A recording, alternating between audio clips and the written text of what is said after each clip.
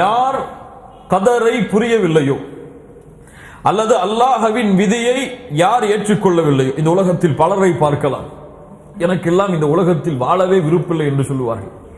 எனக்கு அல்லாஹ் ஏன் இப்படி நாடுகிறான் என்று சொல்லுவார்கள். எனக்கு இந்த உலகத்திலே இப்படித்தான் முசீபத் தொடர்ந்து கொண்டே இருக்கிறது, ஏன் அல்லாஹ் இப்படி செய்கிறான் என்று அல்லாஹுவை கோபிப்பார்கள். எனக்கு மட்டும் ஏன், எனக்கு மட்டும் எப்படி இது நடக்கிறது என்று சிந்திப்பார்கள். அவர்களுக்கு எல்லாம் மார்க்கம் சொல்ல வேண்டியது, அல்லாஹ்வை தவிர வேறு யாராவது ரப்பு இருந்தால் தேடிக்கொள்ளுங்கள். அல்லாஹ்வை தவிர வேறு யாராவது ரப்பு இருந்தால் இந்த பூமியில் தேடிக்கொள்ளுங்கள். அல்லாஹுடைய பூமி அல்லாத வேறு பூமியில் வாழ முடியும் என்றால் வாழ்ந்து கொள்ளுங்கள். அல்லாஹுடைய உணவு அல்லாத வேறு உணவை உங்களால் சம்பாதித்து சாப்பிட முடியும் என்றால் சாப்பிட்டுக் கொள்ளுங்கள். யார் பூமியில் வாழ்கிறீர்கள்? அல்லாஹ் பூமியில். யார் உணவை சாப்பிடுகிறீர்கள்? அல்லாஹ் கொடுக்கின்ற உணவை. யார் பானத்தை அருந்துகிறீர்கள்? அல்லாஹ் கொடுக்கின்ற பானத்தை. யார் வருமானத்தை சாப்பிடுகிறீர்கள்? அல்லாஹ் கொடுக்கின்ற வருமானத்தை. அல்லாஹ் கொடுக்கின்ற உணவில், அல்லாஹ் கொடுக்கின்ற பூமியில் வாழ்ந்து கொண்டு, அல்லாஹ் கொடுக்கின்ற உணவை சாப்பிட்டுக் கொண்டு, அல்லாஹ் கொடுக்கின்ற தண்ணீரை அறிந்து கொண்டு, அல்லாஹ் கொடுக்கின்ற கதரை ஏற்றுக்கொள்ளாமல் இருக்க முடியாது. இதுவெல்லாம் அல்லாஹ்வின் புறத்தில் இருந்துதான் வருகிறது என்பதை ஏற்றுக்கொள்கிறாய்.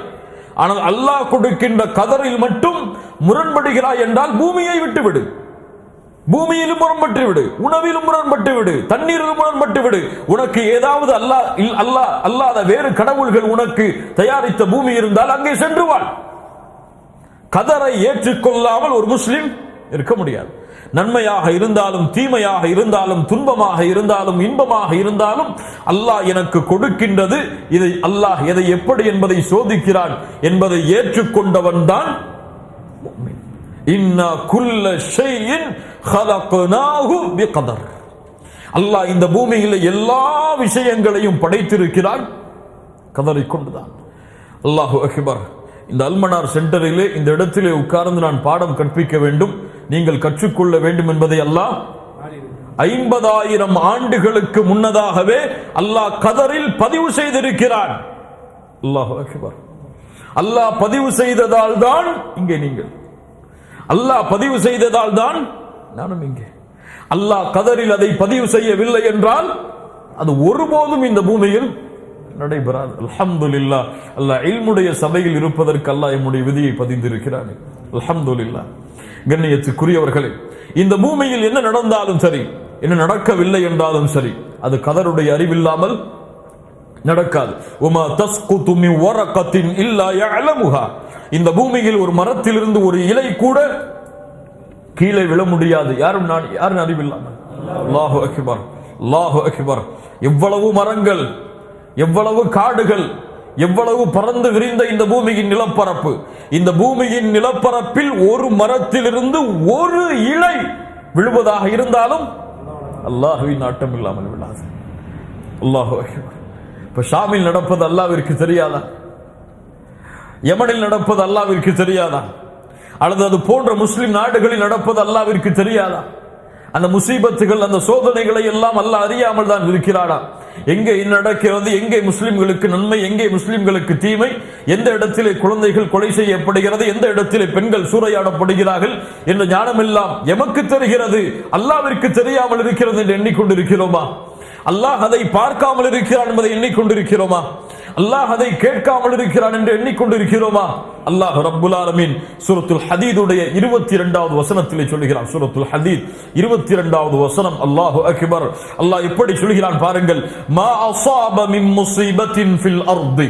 அல்லாஹு அக்பர், அல்லாஹு அக்பர். மா அஸாப மின் முஸீபத்தின் ஃபில் அர்தி வலா ஃபி அன்ஃபுஸிகும்.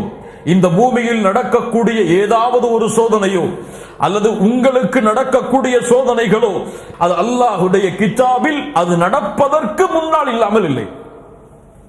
சுப்ஹானல்லாஹ். என்ன சொல்கிறான்? இந்த பூமியில் நடக்கக்கூடிய முசீபத்துகளோ அல்லது உங்களுக்கு ஏற்படக்கூடிய முசீபத்துகளோ அல்லாஹ்வுடைய கிதாப் அதில் இருக்கிறது. எப்போது இருக்கிறது? அந்த விஷயங்கள் எல்லாம் நடப்பதற்கு முன்னாலேயே அல்லாஹ் அதை பதிந்திருக்கிறான். இன்ன ذلك على الله يسير. அல்லாஹ்வுக்கு மிக லேசானது, சிரமமானது கிடையாது. நடந்ததற்கு பிறகுதான் அல்லாஹ் அறிய வேண்டும் என்பது கிடையாது. அதை நடப்பதற்கு முன்னாலும் அல்லாஹ் என்ன நடக்க போவது என்பதை அல்லாஹ் ரப்புல் ஆலமீன் முழுவதுமாக அறிந்திருக்கிறான். கண்ணியத்துக்குரியவர்களே, அதனால் கதருடைய பாடத்தில் நாம் பார்க்க இருக்கின்ற முதல் அடிப்படை என்னவென்றால் உஜூபுல் ஈமான் பில் கதரி கைரிஹி வ ஷர்ரிஹி. நன்மை தீமை எதுவாக இருந்தாலும் அல்லாஹ்வின் புறத்திலிருந்து தான் அது வருகிறது என்பதை ஒரு முஸ்லிம், ஒரு முஃமின், அஹ்லு சுன்னா வல் ஜமாஅத்தை சார்ந்தவன் நம்பிக்கை கொள்ளுவான். புரியுதா? மேலும் எப்படி நம்பிக்கை கொள்ளுவான்? அது ஈமானுடைய அடிப்படைகளில் ஒன்று, அது இல்லாமல் ஈமான் கிடையாது. இரண்டாவது அடிப்படை என்ற நம்பிக்கையில் குர்ஆன், சுன்னா, அதை பின்பற்றிய மார்க்க அறிஞர்கள், நம்முடைய முன்னால் சென்ற அறிஞர்களுடைய புரிதல்களை கொண்டு கதரை எப்படி புரிய வேண்டும்? குர்ஆன் சொன்ன விதத்தில் நம்முடைய முன்னால் சென்ற அறிஞர்கள் அதை புரிந்த விதத்தில் கதரை நம்பிக்கை கொள்ள வேண்டும். மூன்றாவது என்ன? அதை பற்றி சிந்திப்பதோ, அதை ஆராய்வதோ வெறுத்து, அதை ஆராய்வதை விட்டும் அதை சிந்திப்பதை விட்டும் விலகி முழுமையான கதரை அப்படியே ஈமான் கொள்ளுதல். அன்னல் ஈமான் பில் கதர் அர்பஉ மராத்திப். 4 தர்த்தீபுகள் அதற்கு இருக்கிறது. முதல் தர்த்தீப் என்ன? அல் மர்தபத்துல் ஊலா ஹிய மர்தபத்துல் இல்ம். கல்வி. யாருடைய கல்வி?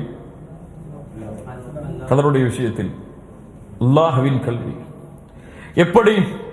அல்லாஹ் ரப்புல் ஆலமீன் இந்த பூமியில் நடக்கின்ற எல்லா விஷயங்களையும் அறிந்தவனாக இருந்தான், அறிந்தவனாக இருக்கின்றான், அறிந்தவனாக இருப்பான்.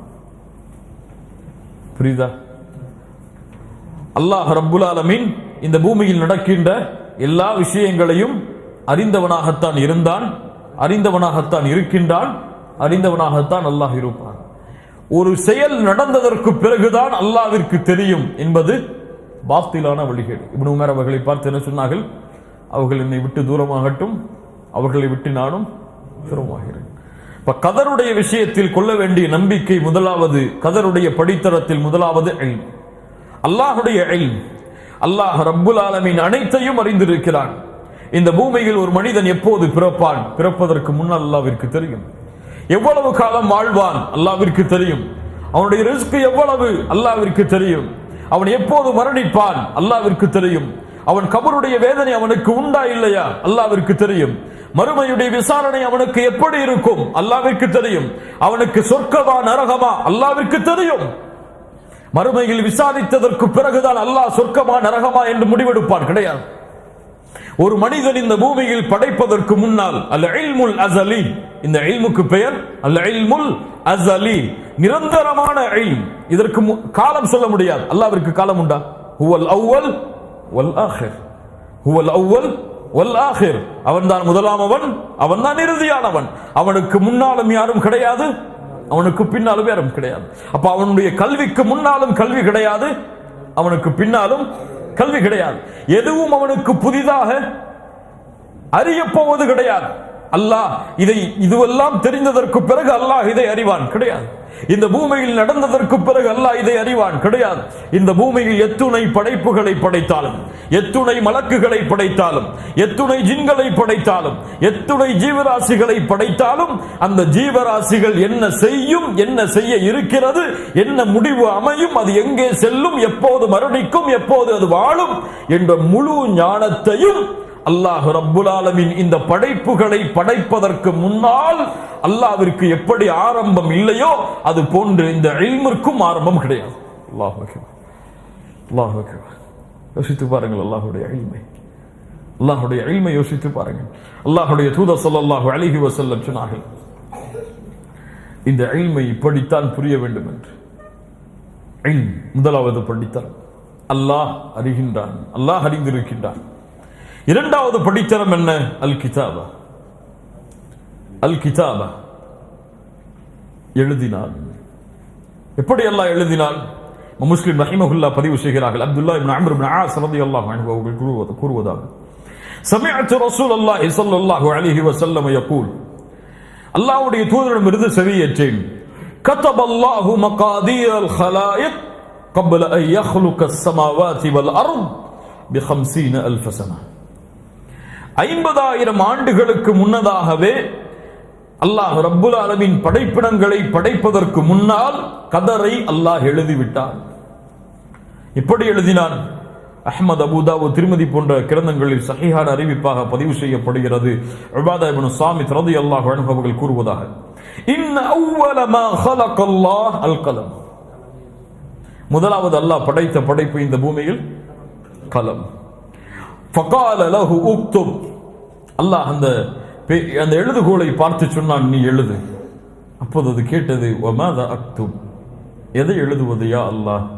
அப்போது அல்லாஹ் கூறினான், உக்துப் மகாதீர குல்லி ஷைஇன் ஹத்தா தகூம ஸஆ. மறுமை வரும் வரை எதுவெல்லாம் நடக்குமோ அவை அனைத்தையும் எழுதிவிடு. அல்லாஹு அக்பர்.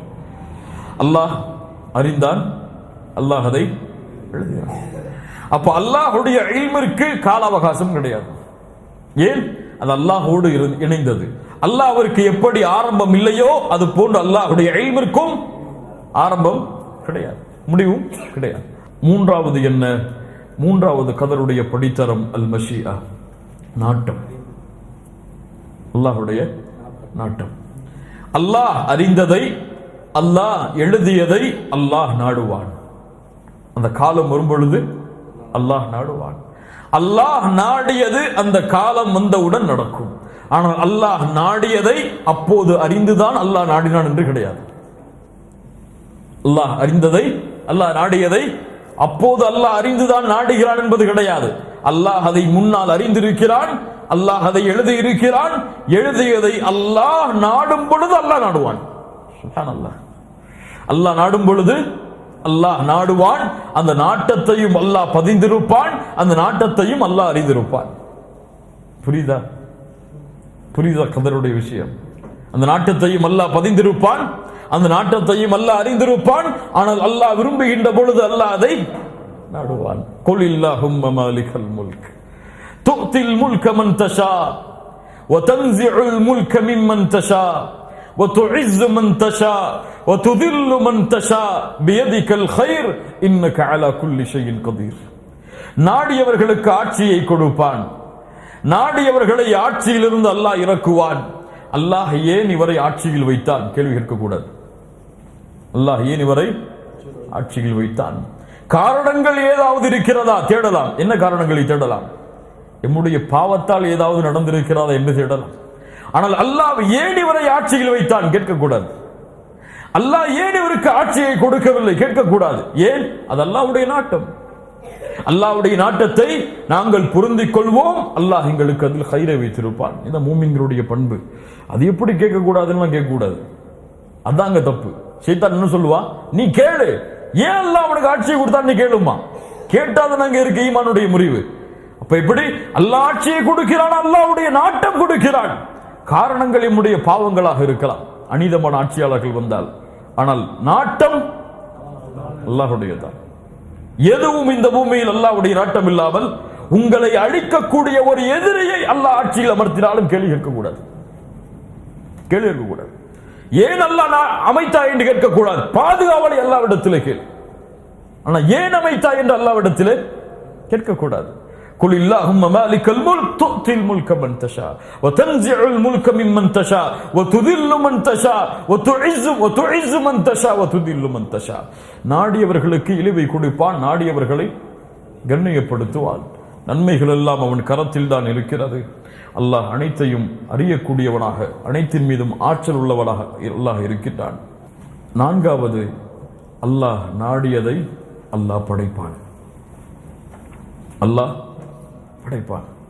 வல்லாஹு ஹலககும் வமா தஅமலூன். அல்லாஹ் தான் உங்களை படைக்கிறான், உங்களுடைய செயல்களையும் அல்லாஹ் தான் படைக்கிறான். வழிகட்ட மக்கள் என்ன சொன்னார்கள்? அல்லாஹ் உங்களை படைக்கிறான், செயலை நீங்கள் படைக்கிறீர்கள். கிடையாது,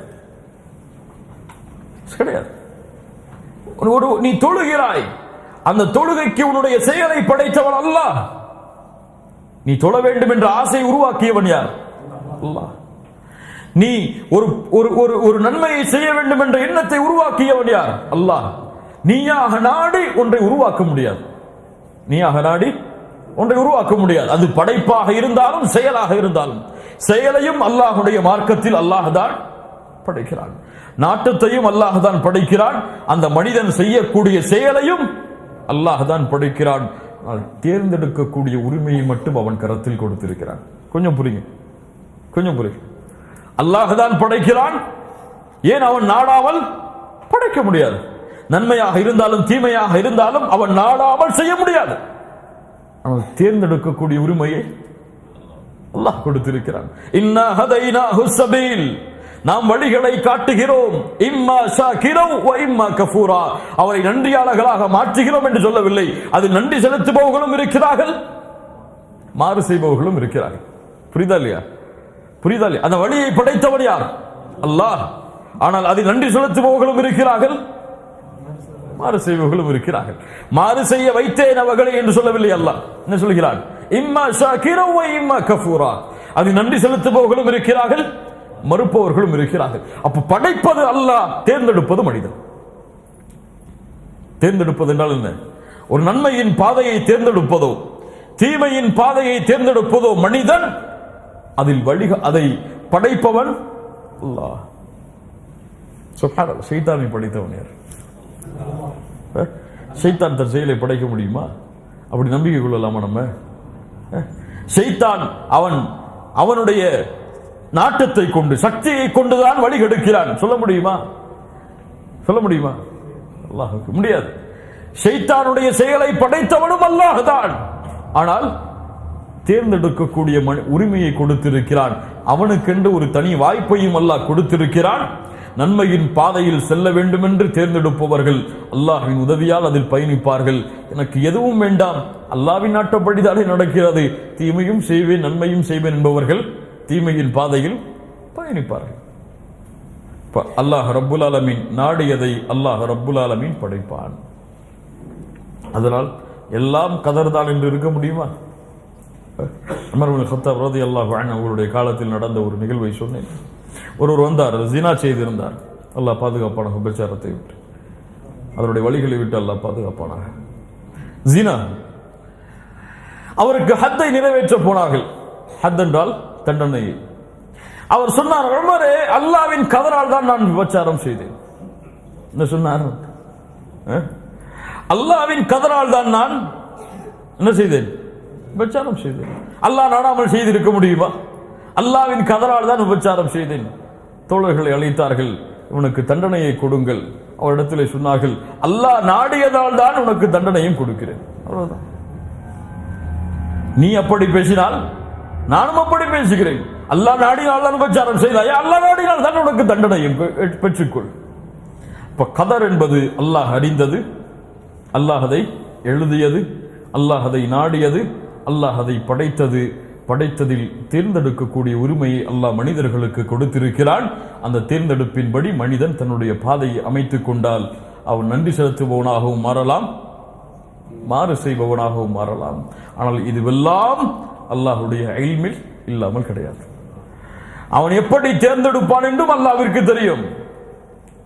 அவன் மாறு செய்வானா என்றும் அல்லாஹ்விற்கு தெரியும். என்ன கேள்வி வரும்? அப்படி என்றால் ஏன் அல்லாஹ் விடுகிறான்? இது கேட்கக்கூடாது. ஏன் அல்லாஹ் விடுகிறான் கேட்கக்கூடாது. அல்லாஹ்வுடைய இல்மில் உள்ளது, அது அல்லாஹ்வுடைய கதரில் உள்ளது. அல்லாஹ் ரப்புல் ஆலமீன் அவன் நாட்டத்தில் உள்ளது. எப்படி புரியலாம்? எப்படி அஹ்லுஸ் சுன்னா வல் ஜமாஅத்துடைய உலமாக்கள் புரிந்தார்கள்? கொஞ்சம் புரியுங்க. கதருடைய விஷயத்தை முழுமையாக அறிய முடியாது, அது மறைக்கப்பட்ட இல்ம். நம்முடைய புரிதலுக்கு குர்ஆன் சுன்னா சொல்லக்கூடிய ஆதாரங்களின் அடிப்படையில் புரியலாம். எப்படி? கதர் என்பது அல்லாஹ் முடிவு செய்ததால் தான் நடக்கிறது என்பது கிடையாது. அல்லாஹ் முடிவு செய்தான் அதனால் தான் நடக்கிறது என்பது கிடையாது. அல்லாஹ் நடப்பதை அறிந்திருந்தான், அறிந்திருந்ததை எழுதினான், எழுதியதை நாடினான், நாடியதை படைத்தான், அந்த மனிதன் அதை செய்தான்.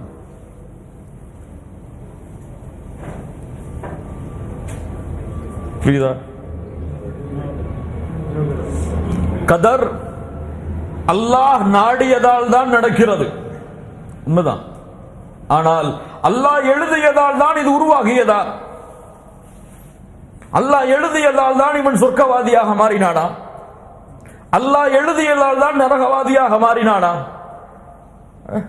அல்லாஹ்விற்கு தெரியும் இந்த படைப்பை படைத்தால், இந்த படைப்பிற்கு நான் இதை கொடுத்தால் அவன் எதை தேர்ந்தெடுப்பான் என்பது அல்லாஹ்விற்கு தெரியும். அதை அல்லாஹ் எழுதினான். புரியுதா இல்லையா? அல்லாஹ்விற்கு தெரியும். அது நடப்பதற்கு முன்னாலும் அல்லாஹ்விற்கு தெரியும். அதான் நம்பிக்கை. அப்படித்தானே இல்லையா? நான் தேர்ந்தெடுப்பது எப்படி அல்லாஹ்வுக்கு தெரியும்னு கேட்க கூடாது. நான் இன்னைக்கு பாவம் செய்வனா நன்மை செய்வனா சொல்லி எனக்கு தெரியாம இருக்கலாம், அல்லாஹ்வுக்கு தெரியுமா இல்லையா? அது இன்னைக்கு தான் தெரியணும், நேற்று தான் தெரியணும், ஒரு வருஷத்துக்கு முன்னாடி தான் தெரியணும், நான் பிறந்ததுக்கு பிறகு தான் தெரியணும் இருக்கு அல்லாஹ்வுக்கு. அல்லாஹ்வுடைய இல்மா சலி நிரந்தரமானது. அல்லாஹ்விற்கு தெரியும் மறுமை வருவதற்கு முன்னால் எந்த பிள்ளை பிறக்கும் என்று. எப்போது? 50,000 ஆண்டுகளுக்கு முன்னால் அதை பதிவு செய்யும் பொழுதும், அதை பதிவு செய்வதற்கு முன்னாலும் அல்லாஹ்வுடைய இல்மில் தெரியும் இப்படி ஒரு குழந்தை பிறக்கும் என்பதை. அல்லாஹ் அதை அறிந்திருந்தான், அல்லாஹ் அதை எழுதினான், அல்லாஹ் அதை நாடினான், அல்லாஹ் அதை படைத்தான். புரியலையா? யா முஅல்லிம தாவூத அல்லிம்னி வ யா முஃபஹிம சுலைமான ஃபஹிம்னி. தாவூதுக்கு இல்மை கற்றுக் கொடுத்தவனே, நபி தாவூதுக்கு இல்மை கற்றுக் கொடுத்தவனே, இல்மை கற்றுக்கொடு. சுலைமானுக்கு புரிய வைத்தவனை புரியவை. அல் ஃபஹ்மு மினன் நிஅமத் மினன் நிஅமா. புரிதல் நிஅமா, அல்லாஹ்வுடைய மிகப்பெரிய அருள். ஹிதாயத்திற்கு பிறகு ஒரு முஃமினுக்கு மிக முக்கியமான தேவை புரிதல். அல்லாஹ்வுடைய மார்க்கத்தில் சரியான புரிதல். இந்த புரிதலும் நேர்வழியும் ஒன்று சேர்ந்து விட்டால் இன்ஷா அல்லாஹ் மறுமை வரை அவனை யாரும் திசை மாற்ற முடியாது. நேர்வழி இருந்து புரிதல் இல்லை என்றால் இப்படித்தான் அவன் தடுமாறுவான். அல்லாஹ்விடத்திலே பிரார்த்தனை செய்வோம், யா அல்லாஹ் தாவூதுக்கு இல்மை கற்றுக் கொடுத்தாய், எனக்கு அந்த இல்மை கற்றுக்கொடு. சுலைமானுக்கு புரிய வைத்தாய் அந்த இல்மை, எனக்கு அதை புரியவை. இப்னு தைமியா ரஹிமஹுல்லாஹ் அவர்கள் கேட்கக்கூடிய அழகிய பிரார்த்தனைகளில்